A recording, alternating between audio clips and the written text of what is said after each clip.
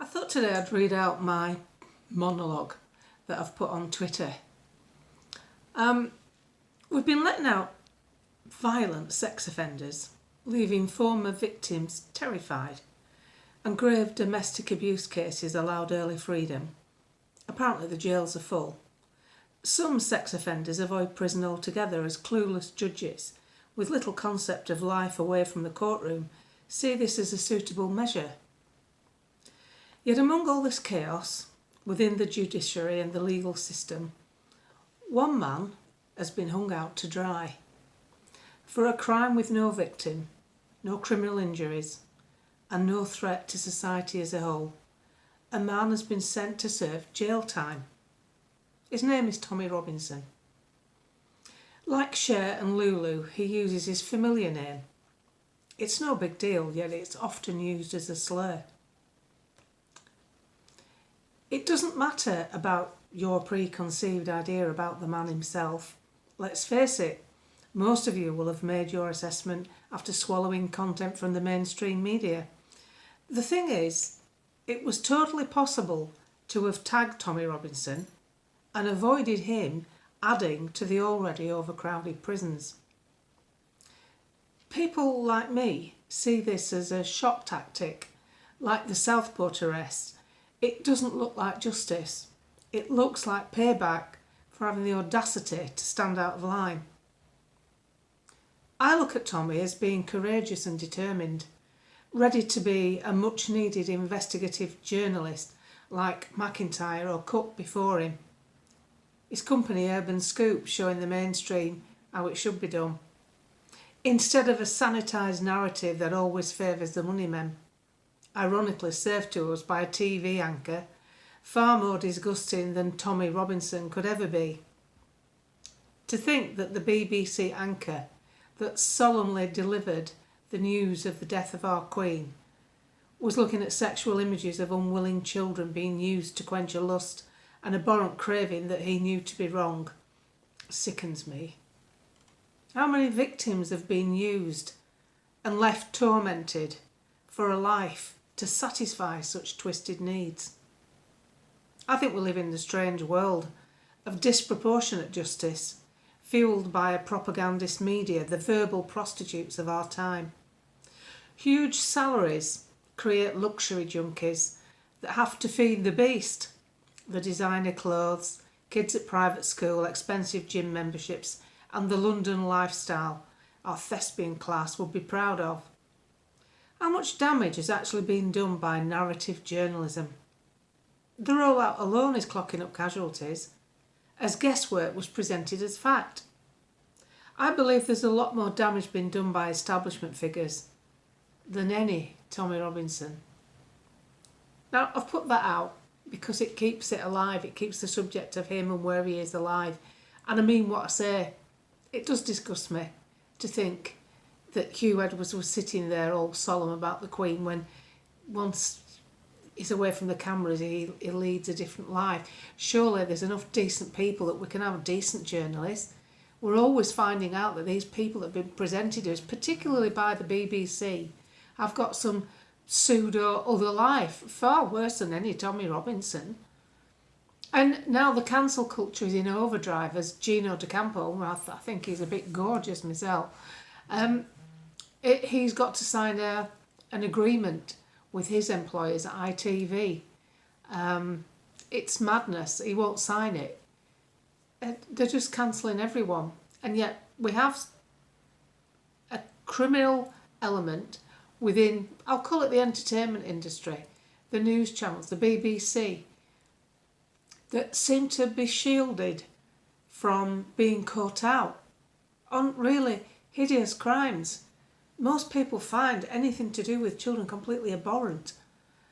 And yet Hugh Edwards got paid his salary, £300,000, I think was that the settlement, and he avoided jail time. Why?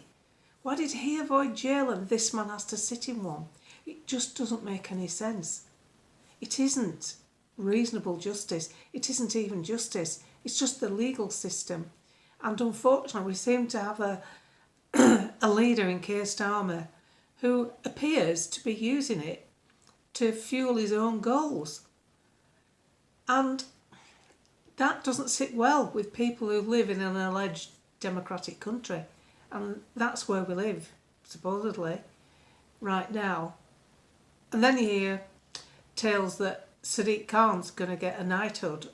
Then you know the world's gone absolutely batshit crazy.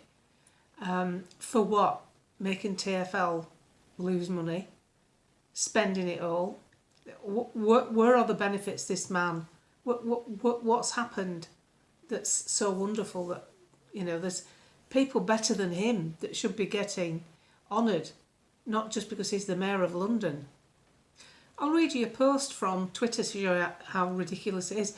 Someone please tell me how this glorious man, Kevin Sinfield, who's raised millions for charity and is currently running 7 marathons in 7 days to raise money for motor neuron disease in memory of his beloved friend Rob Burrow. How come he only gets a CBE and this scumbag like Sadiq Khan gets awarded a knighthood? There's no honour or justice in this world. That's obviously someone called Lisa from Twitter who feels very strongly about that. You see, the honours list to me should be for people who are trying for other people, not for people like Sadiq Khan who's got, how do you get so rich? He was a bus driver's son. How's he got so rich? The thing is, people don't like a lot of Tories like Jacob Rees-Mogg because he's rich. But he was rich before he got into politics. So at least it's not his politics that's made him rich. People like this and the Kinnocks, how do they get so rich? You see, to me, real Labour people, real Labour, were people like Tony Benn, who basically was a toff, but saw life in a very realistic vein. People like him are few and far between. We end up with people like Sadiq Khan now and Keir Starmer. I mean, I watched on Facebook someone had took the trouble to put the switching on of the Christmas lights with Boris Johnson. Now, it doesn't matter what you think of Boris Johnson. I've gone off him, as you know. I've had my photograph taken with him. I've spent time with him over a pint talking about Brexit, but he let us down.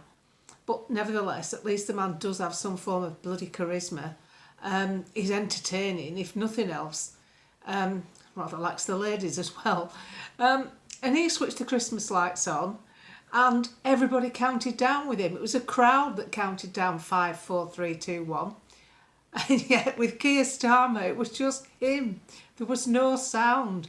It was like the deadest of dead places in the universe. So deserving of him. He doesn't deserve to be made a fuss of, but it was just the comparison between the two. There was this like va-va-voom with Boris Johnson. With Keir Starmer, it was the epitome of what the country sees him like. Nobody joined in, nobody cared. It's like he'd nipped out to sort of switch his outdoor lighting on and nip back in before he got too cold. Nobody cared. There was a bit of a lacklustre clap going on. But anyway, the thing we have to remember is, thank God we're not going home to him at night. I think even cats took to staying out. So I just thought I'd read that out about Tommy, because we need to not forget about him and where he is. And that doesn't mean to say we've got to go overboard. We've got to remember that he didn't really, did he really need to sit in a jail cell? No victim. Nobody's hurt. Nobody's claiming criminal injuries. Nobody's been physically hurt, mentally hurt. Nothing like that. It's not that sort of crime. It's what I call an academic crime. And we're supposed to be short of space in the jails. And yet we have to sit here and tolerate this sort of stuff day after day. So why I share things like this is because people aren't tolerating it. Only a few years ago you couldn't mention his name on Facebook. You'd have lost your page. It's as ridiculous as that. But it's good to see a few old faces back in the fray, especially Katie Hopkins. We've got a society that condemns her to the backwaters and yet applauds Hugh Edwards. That just says it all, doesn't it? And we've got, I always remember on The Apprentice years ago, Michelle Mone was on giving Katie Hopkins a right dressing down, real dressing down. And yet, look who's the one that's the most embarrassment to the country. the ones that snaffled, what is it, 26 million for contracts that she didn't fulfil for PPE. What's that about? I haven't got all the details, but I know it's not good because the left are coming after her. But do you see what I mean about this disjointed system that we're in?